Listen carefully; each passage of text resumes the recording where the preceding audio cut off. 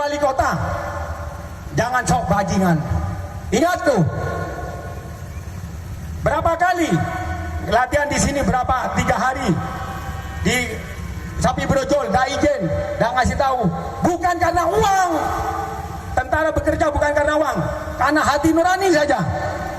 Kasih tahu ada surat. 1 minggu sebelumnya sudah selesai, baru penggemar itu ditembusi. Baru kalau begini dah izin. Apa ndak kasihan? Banyak modal, mana kendaraan, mana biaya, mana jamu. Jangan mentang-mentang kenal wali kota atau Kapolres. Saya pertanggungjawaban ini. Main-main sama saya.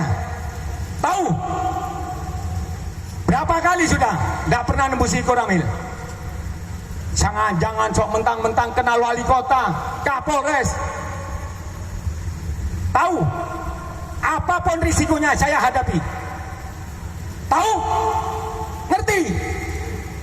Apa anda rugi bapak-bapak ini? Sudah banyak biaya wirawiri. Jamu sapi berapa biayanya? Pedagang sudah nyampe sini. Harus tahu prosedur. Ya untungnya orang baru yang adakan ini. Betul? Akhirnya akibatnya seperti ini. Mbok yang ngerti yang pertama itu kasih tahu. Sekarang zamannya COVID. Kalau ada apa-apa, yang tanggung jawab siapa di wilayah? Yang dipanggil dan Ramil, Kapolsek, Pak Camat. Jangan mentang-mentang Pak Camat mengizinkan.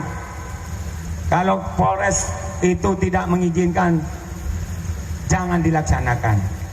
Pak Wali Kota, biarpun mengizinkan tanpa melalui prosedur yang ada, tidak akan mengizinkan. Ngerti? Harus tahu aturan semua. Yang mau mengadakan akan datang lagi. Jangan coba-coba selama masih saya di sini. Kecuali saya sudah pindah dari sini, tidak izin silahkan. Tinggal yang melaksanakan meneruskan. Jangan mentang-mentang.